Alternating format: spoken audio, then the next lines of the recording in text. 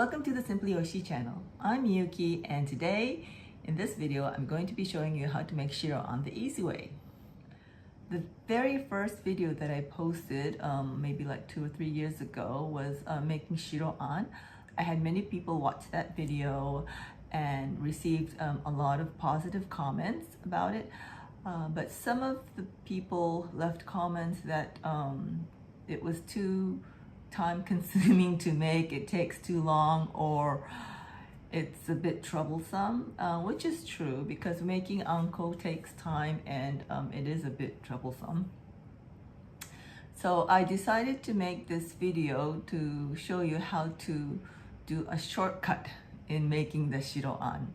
Of course, the texture or the outcome is not the same. The ideal shiro-an should be, it should be very fine and very silk and smooth, and when you eat it, it should melt in your mouth, okay? But today, in this video, the shiro-an that I'm going to be making may not be that smooth, but it will still be okay. The texture and the softness will depend on what you're going to use the shiro-an for. So if you're going to be using this shiro-an for making the nerikiri dough, it should be very smooth, okay? But if you're just making it as a sauce for dango, mochi, or if you're going to be putting it in as a filling for nerikiri or other Japanese sweets, it doesn't have to be that smooth. It can just be, maybe it can be chunky, and if it's got sauce, it can be soft. But if you're using it as a filling for nerikiri, it should be firm enough that you can roll it into a ball. But I'll explain that as we go along. And there are shortcuts, and some steps cannot be omitted if you're doing the nerikiri dough. So let's get started.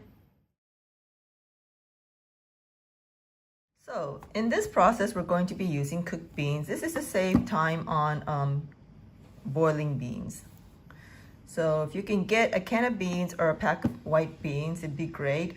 Just make sure that you get the beans that doesn't have too many things inside. For instance, it's ideal if you can find beans without any salt, but most of the beans that are packaged will contain some salt. This one has salt inside. It's in Japanese, but it says beans and salt and some preservatives. Okay, this one, however, has like a lot of things inside, like white beans, well, they're navy beans, water, salt, granulated onion, so calcium chloride, whatever, calcium something, and it's so small to, I can't read it, but there's some preservatives. Well, preservatives are okay. I prefer not having preservative inside, but maybe not onions, because it's gonna flavor it, so not these. Actually, I didn't check it when I bought it, so I'll use it for something else. Maybe put it in like a minestrone soup. Okay, so today we'll be using this one. Other ingredient we need is sugar. So if you can get like white sugar is better because you don't want to color the beans or the bean paste dark color. It has to be as white as possible. Unfortunately, when you make your own, well, I have some comments that, oh, my bean paste doesn't turn out to be like white as yours, but the color of it's not that you cook too long.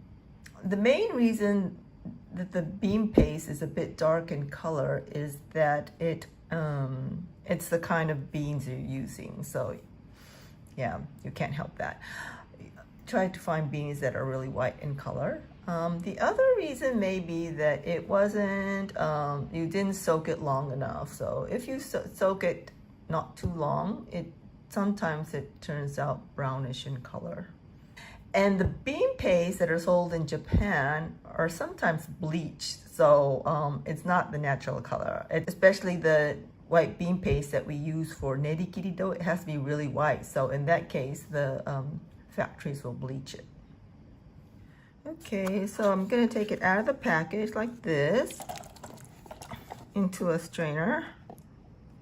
Okay, I'm gonna rinse the salt away. If you like your beans with a bit of salt, especially if you're using this as a filling, you don't need to rinse off the salt. But if you're making nerikiri dough, the white bean paste for the nerikiri dough doesn't contain any salt in it, so it shouldn't be salty. It will if you use beans, but just try to rinse off as much as possible.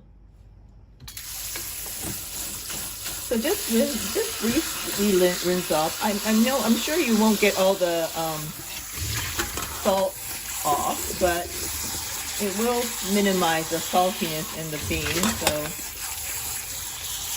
just rinse out as much as possible. The next step is to put it in a food processor.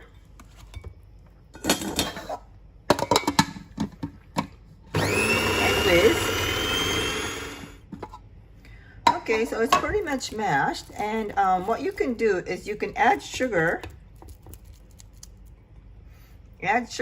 and just heat it on the stovetop until you get the texture or the softness you need, and that's it. So as you can see, it was quite simple.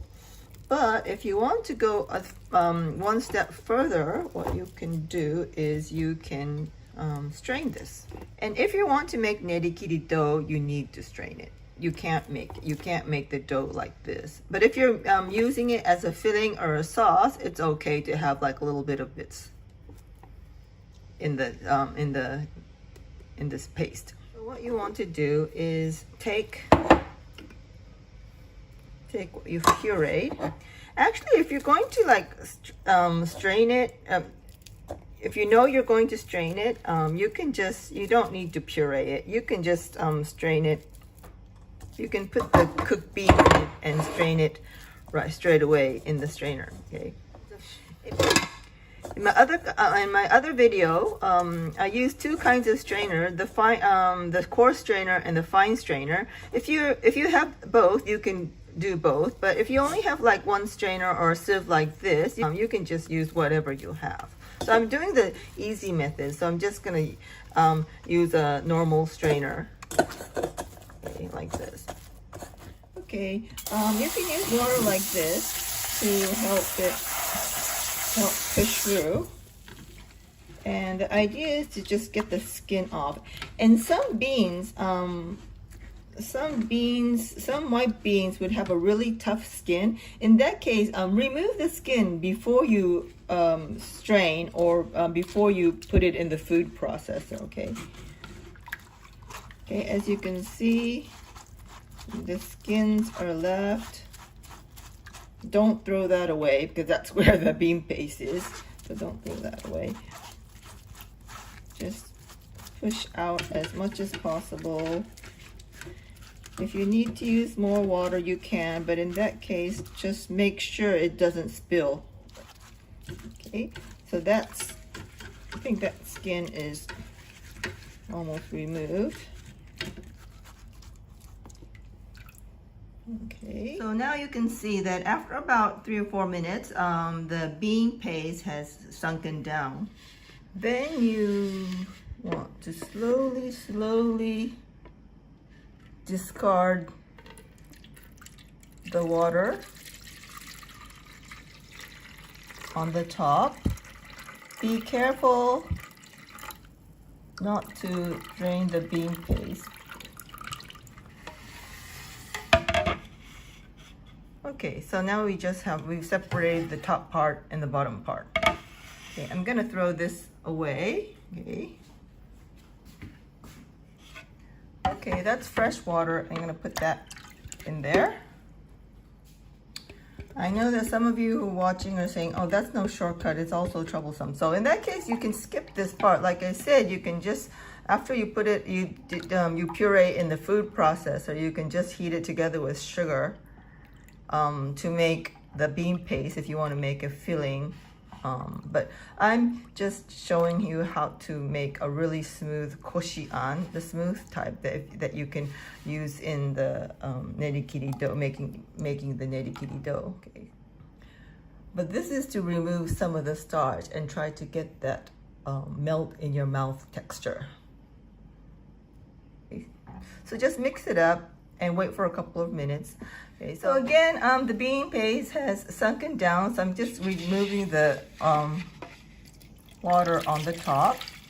I'm just gonna do it twice this time since I said it's going to be the easy version, but if you have time, you can do it 3 times or until it's like not transparent, translucent. We say like a surigaras. Surigaras is those, those translucent windows that we have. And then we're going to strain this. Put a sturdy cotton cloth over it. Well, anyways, what you need to do is you need to pour everything in there.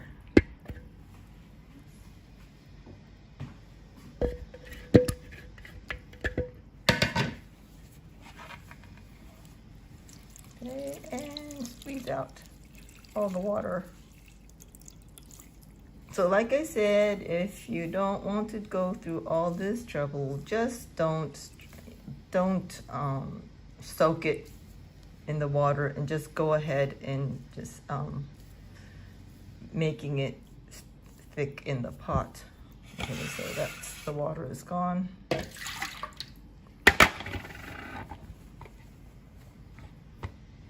See, so this is nama-an. Okay, I'm just gonna break it up and squeeze one more time, because sometimes there's still some water in the middle. So it's a good idea that you take it out and mix it and squeeze again. Okay, you can see still some water coming out. Oops. Okay. So now this is nama-an, and this doesn't have any sugar, so it doesn't last very long. So you can't keep it. You have to add sugar today, okay? Or maybe if you're not, maybe you can leave it in the fridge and do tomorrow, but not longer, because nama-an doesn't last very long. Let me just taste this. Actually, I don't taste much of the salt. I guess I've done well rinsing it out. So it's good. Okay, so what we're going to do is measure the nama-an. Okay, let's measure this. The reason why we're measuring it is that I want to determine how much sugar should go into this. Usually it's between 60 to 80% of the weight of the nama-an. Also depends on how hard you squeeze it. But this is like 105 grams. So I would put in, maybe, I don't want to make it too sweet, and most people don't want to make it too sweet. So I'll just put maybe like 60 grams inside, okay? You can put less if you prefer to make it not so sweet, but just keep in mind that if you don't put too much sugar inside, it doesn't keep it, because sugar is like a preservative. So if you don't put a lot of sugar inside, please consume it within a couple of days or freeze it. Okay, and also sugar does kind of determine the texture of the bean paste. So if you don't add too much sugar, it might have some effect on the taste, or maybe the glossiness or the texture. Okay. So then we go on to cooking it on the stove. Okay, I put in 60 grams of sugar. I'm going a little bit easy on the sugar. So 60% of the nama-an, which is 60 grams, and a little bit of water. This is like maybe like 45 to 50 grams of water. And you will probably be thinking, why did you squeeze out all the water from the beans and put in water again? Okay, this is because I'm gonna bring it up to boil. This is because water will enable the heat to go into the beans more effectively, and also it will prevent the beans from bean paste from burning before it's properly heated. So once it starts to bubble and it becomes a syrup, there's no, like, sugar is all melted, you can put like half of the bean paste.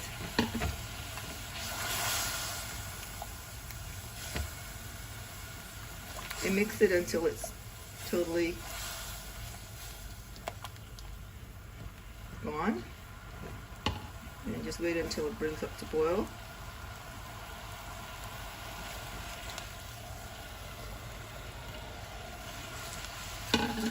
And then you put rest of the bean paste inside. And from here, you want to use highest heat setting that it doesn't burn. Okay, so if it's starting to burn, you can turn down the heat a bit, but don't do it in like low heat.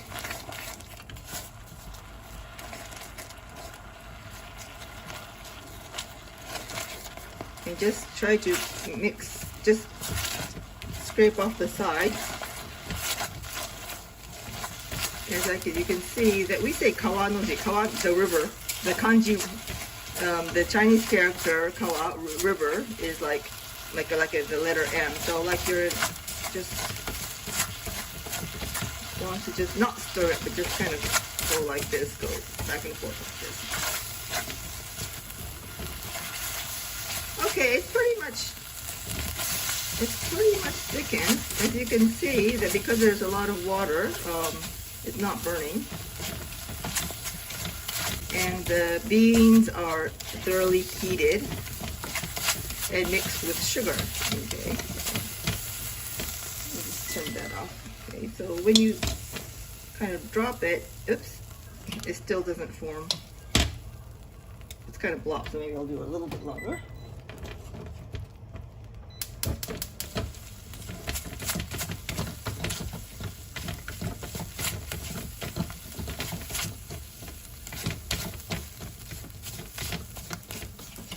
Okay, and it kind of forms a peak. Okay, so when I stick it, and you can see there's like a side there, so it forms a mountain. So I'm gonna turn off the heat. You want to just spread it along the side of the pot, and this will loosen up all the dried and crystallized bean paste. Okay, like this, and just leave it for just a little bit and then take it off. So then you won't waste the bean paste that are stuck on the side. Okay, so that's done. And then you just put it in heaps. So like I said, this is the same process when you're not straining the beans. Okay, so you do the same thing, and it's not going to be, if you haven't strained it, it will be more chunkier. Don't cool the beans in one big lump, okay, because the inside will be heated and it will turn like yellowish in color. So make sure that it's like you have it in little small portions. Just taste this. Not bad. It's a little bit stronger in flavor because it has the salt inside, and because of the kind of the beans is not that white, but not bad. So once it's cool, it's the same as the other uncle. You just tightly wrap it in cling film, plastic wrap or saran wrap, and keep it in the refrigerator for up to a week. And if you want to keep it for longer, you can put that in a Ziploc bag and put it in the freezer for up to 1 month. Okay. So this is a shiroan that I've made. It's a bit firm. It's suitable because I try to make it, because all the time I make it shiroan for making nerikiri. So it's a bit firm. This is like, this firmness is just nice for making the nerikiri dough, and also for the filling. Okay, so the filling, what you do is just roll it into a ball and it forms a ball. Some bean paste, if you buy it in a store, maybe like red bean paste, not just white bean paste, may be too soft to roll it in a ball. In that case, what you can do is you can just use paper towel and dab it between a paper towel to remove some water. Then it will become firm again. Of course, if you want to do a lot, you can just put it in the microwave oven to remove some of the water, or you can just net it in the pot to remove some of the water. If you want to make like a soft white bean paste, like I said, soft white bean paste for like dorayaki or the dango sauce, in that case you can cook it for a shorter time. Okay. So this one is a bit thick, firm type. And of course, if you're using it as a filling or if you're using it as a sauce, you don't need to strain it actually. You can just puree it, or you can just mash it. Just make sure that if the skin is too tough, remove the skin before you do that. Oh yeah, and if you've made your bean paste too dry, don't panic, don't throw it away. Just add a bit of water and knead it again in the pot, okay?